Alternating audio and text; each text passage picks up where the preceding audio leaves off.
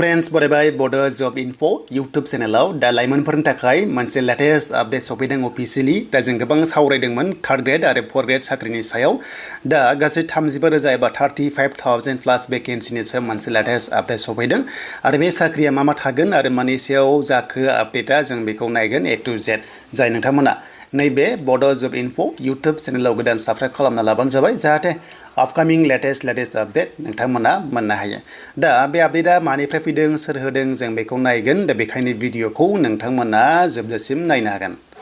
दा बे आपडेटा जाबाय आसाम स्टेटनि ओके दा जोङो सावरायगोन अनलि आसाम स्टेटनि ओके जोङो BTC खौ होल्डआव दोनथ'बाय मानोना दा जेबो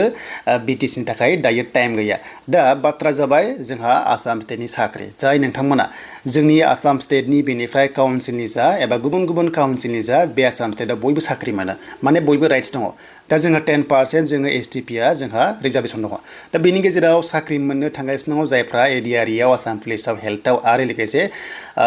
GT PGT आव होना दोनदोंमोन दा बिनि अफिशियली मोनसे लेटेस्ट आपडेट सफैबाय जे नोंथांमोननि एपइन्टमेन्ट लेटारा मोनथारसिगोन बारा गोबाव गैला दा बेनिनो मैया अफिशियली मिटिं जादोंमोन आरो लोगोसे रिभिउ जादोंमोन दा बेयाव मा होनखो आसामनि CM आ जों बेखौ दायो आपडेटखौ नायनोसै दा जोङो बे आपडेटखौ नायनोसै बेनो जाबाय CM आ ओके CM आ अफिशियली मैया रिभिउ खालामबाय गोबांथार डिपार्टमेन्ट आं नोंथांमोननो खोन्थाखादोंमोन जे जेरै हेल्थआव आसाम पुलिसाव इडुकेसनाव बेनिफ्राय गुबुन पस्टआव होननानै दा फाइनाली मैया बिथां हिमन्त बिश्व शर्मा बिथाङा मोनसे रिभिउ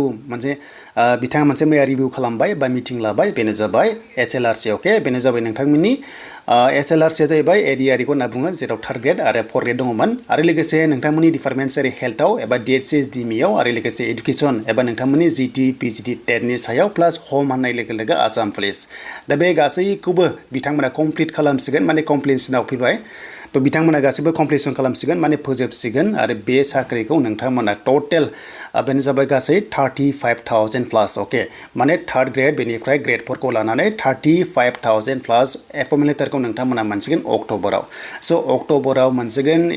इन अक्ट'बर दिस इयार होनना बुंदों डेट मिन्स मा अक्ट'बरनि फार्स्ट सप्ताह बिथाङा बुंनाय बादिबा 10 अक्ट'बराव मोनमारसिगोन ओके स' बिथाङा ओरैनो खुगाजों 10 अक्ट'बर होनदोंमोन नाथाय अक्ट'बराव जाखागोन दा मोजां बाथ्रा जायफ्रानोखि आसाम पुलिसाव होना दोनदों फंबायमोना गोबांथार नेगासिनो रिजाल्टखौ दा नोंथांमोननि रिजाल्टआ ओंखारसिगोन बारा गोबाव गैला नैबे सेप्तेम्बराव ओंखारनानै एपइन्टमेन्ट लेटारखौ नोंथांमोना अक्ट'बराव मोनगोन आरो दा मैया मोनसे रिभिउ मिटिं जाबाय आरो बेयाव माखासे गोबांथार माने डिसिसन लाबाय जे साख्रिखौ होसिगोन आसाम स्टेटआ होनो होनबाथाय होखायो खुनु बिदि फावसनाय बायदिसिना गैया अक्ट'बराव होदों एबा होगोन होनना बुंदों स' अक्ट'बराव मोनगोन आरो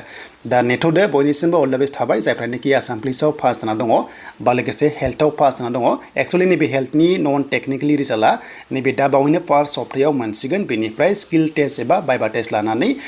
अक्ट'बरावनो मोनहैफागोन आरो DME नि स्किल टेस्टआ जोबखाजोब्बाय स्टाफ नार्सआनो जा लेब टेकनिशियान जा एक्सरे जा गुबुन पस्टआव टेकनिशियानफोराबो खनसेनो माने जमा अक्ट'बराव साख्रि मोनगोन एन्ड बेनिफ्राय आसाम पुलिसाबो मोनगोन आरो दा पजिटिभ आपडेटआ बेनो आसाम स्टेटआव बे जोबनाय लोगो आरोबाव बे जोबनाय लोगो माने नैबे एपइन्टमेन्ट लेटारा रानखांनाय लोगोनो आरोबाव नैबे हेल्थआव 2000 नि बारा पस्टआ फैबावगोन आरो लोगोसे आसाम पुलिस होमावबो फैबावगोन आरो अके माने गोबांथार पस्टआ फैबावगासिनो दङ आरो लोगोसे ADRE थ' ADRE SLRC ADRE आवबो गैयाबाबो 10,000 नि खाथियाव पस्टआ थागोन नेक्स्ट लेभेलाव दा बेखायनो प्रेक्टिस खालामबाय दा बारा टाइम गैला अक्ट'बरनि लास्ट उइकआवनो एप्लाइ जागोन अके माने फार्स्ट सप्तायाव साख्रि होनानै आरोबाव नेक्स्ट उइक एबा लास्ट सप्तायावनो अक्ट'बराव एप्लाइ जानानै नभेम्बर डिसेम्बराव एग्जाम जागोन दा बेनो नोंथांमोननि थाखाय लेटेस्ट